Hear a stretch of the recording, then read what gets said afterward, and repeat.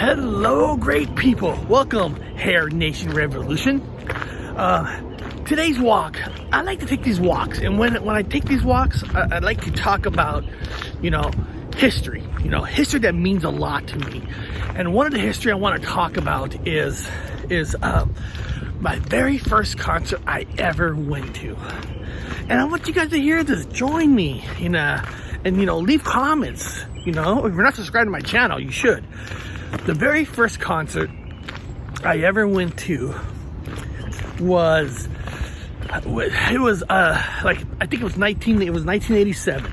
It was RATT Dancing Undercover tour when Poison opened up for them. Now, at that age, I was 13 years old. I was going to junior high, and at that time, metal hasn't yet crossed over. Music doesn't really cross over until Poison's second album, Open Up Say Ah, when Every Rose Has Its Thorn, and Def Leppard's Pour Some Sugar on Me. Once those songs hit, it broke the ice. The music wave came in. But before that, you were still looked down upon. You were looked at, like every time I went to school, like they always say, like, oh, there's the metalheads, like it was a bad thing. You know what I mean? Like, oh, metalheads, okay. and if you wore it, people thought you were poor. I mean, it was well, I was poor, but regardless, you're the bad student of the class. You're not worthy. I mean, seriously, it's not like nowadays where everything's accepted. Back in those days, oh my God, if you were wearing a tour shirt, it was the end of the world. But I didn't care, right? I was 13 years old, and I'll be honest, I thought I was fucking tough. I'm going to RATT, like I said before, the music got popular, like on a certain level, RATT was considered sleazy, sexy, dirty. You know what I mean? It wasn't a poser concert. It wasn't going no New Kids on the Block. It was fucking RATT. And at the time, now, of course, not everybody had cable TV, so. We had, you might have that one friend that had cable TV, and of course MTV don't play the music, in a regular rotation. So, we had to have our friend like take a videotape, our VHS videotape, and record Headbangers Ball. That's the only way you're going to hear this music.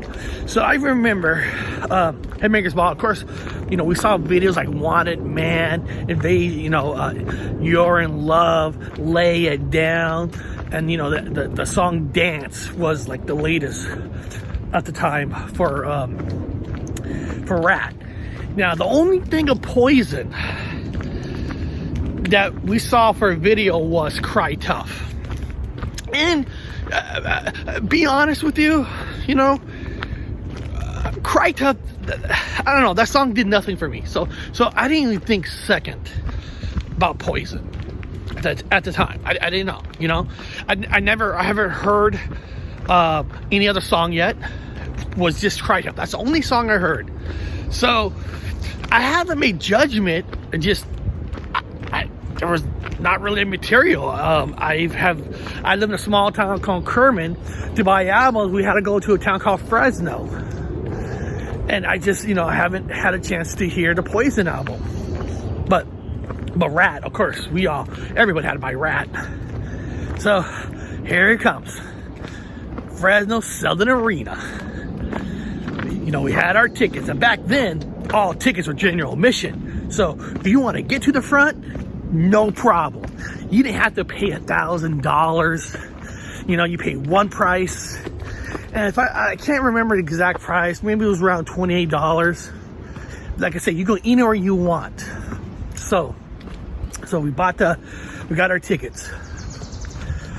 We all got in back of a truck, because in those days we could ride back of a truck. you didn't have to have helmets or anything. So not like nowadays. So there was like 4 or 5 of us, because some of us can't, we can't drive. We're not 16 yet. But my bigger brother, all their friends, they're over 16. So they let us go with them. So like again, we're hanging out with the big boys. Listen, you're 13, you're hanging out with the big boys. I mean, wearing the leather. So it was no soft, it wasn't no softy show, This was the big time for us. And we get to Southern Arena, and when you're 13, right, you're like, oh my God, look at this. And you're walking in. Everybody's wearing tour shirts. I saw dancing shirts. I saw Dawkins shirts. I mean, it was like AC/DC shirts, Kiss shirts. I mean, it was home. It was heaven. Because in my school, no, it was all preppies. There's only a few of us who love metal. There was only like our small little group, 5 or 6. Like again, went to Kermit, small town, small school outside of Fresno. Our school might only had, 900 kids. So we were the metalheads, I guess. According to they call us metalheads. So guys, I remember going in, right, seeing this big ass stadium, first time going into an arena. And we get there, and guys, I didn't know what to expect. I didn't know what to expect. So we're there, and the lights to go out. So technically, the first band I ever seen live on arena level was Poison. And I remember Poison came out with the cat dragged in. I was like, what the fuck is this? Look at the cat drag. It was fucking awesome. Remember, the only song I knew at that time was Cry Tough. And, that's alright. But, oh my God, look at the cat dragon song. I think they went into I Want Action. And I mean, Poison blew me away. How good it sounded. Being loud. And I remember, like Bret Michaels, doing push-ups, and remember, you're 13, anything that deals with kind of like sex, was like, wow, him like making love to the ground or something, doing his push-ups. I mean, it was incredible. That was probably the greatest opening show I ever seen in my life, just because they were the first. I seen Poison headline. They kick ass. But right there, Poison made me a fan. And that was the point of those days of having opening acts, getting on these big stage to show people for the first time, look who we are. And they proved it. Poison was fantastic. Right? But of course we were there for RATT. Now, when you're a headlining act, I know you hear stuff like opening acts blow out the other acts. Sometimes I think those get blown out of proportion. And the reason I say that is because main acts got the big stage. They got the lights. They got the whole thing. And RATT came out. My God, Loudest, Martini, Crosby. I mean, and like I said, when you're a kid, of course, T.S. Piercy, the lead singer, everything is so cool to you.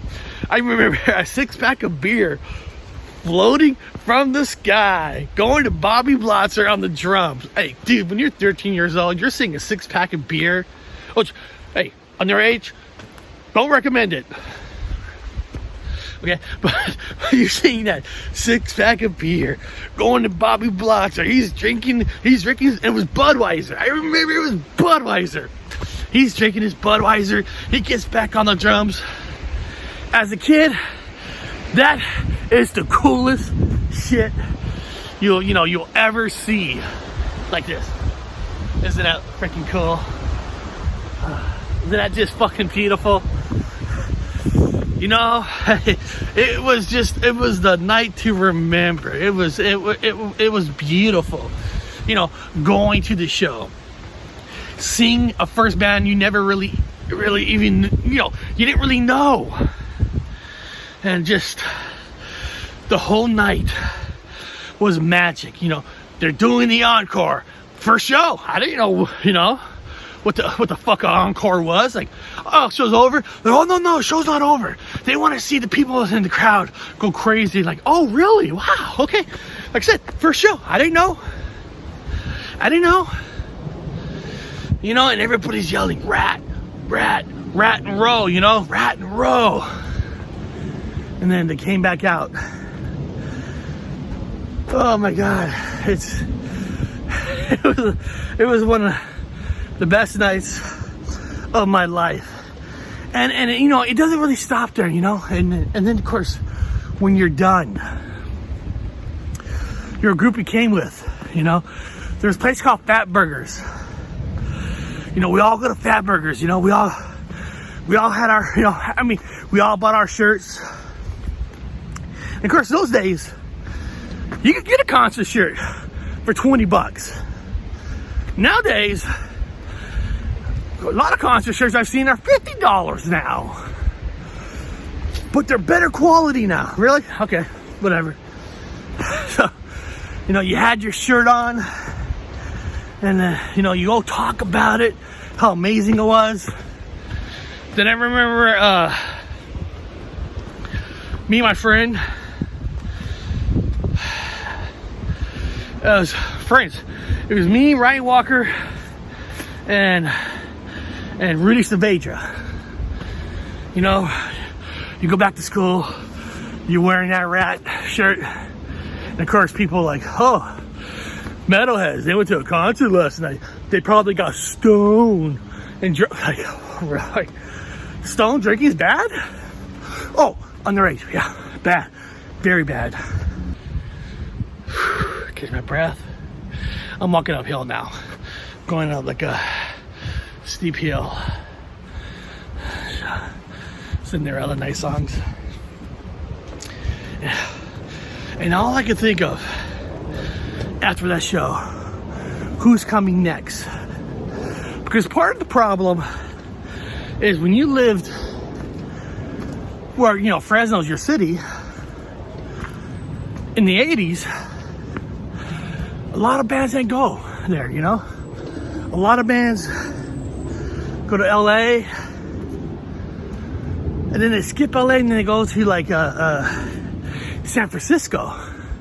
So it really becomes an event.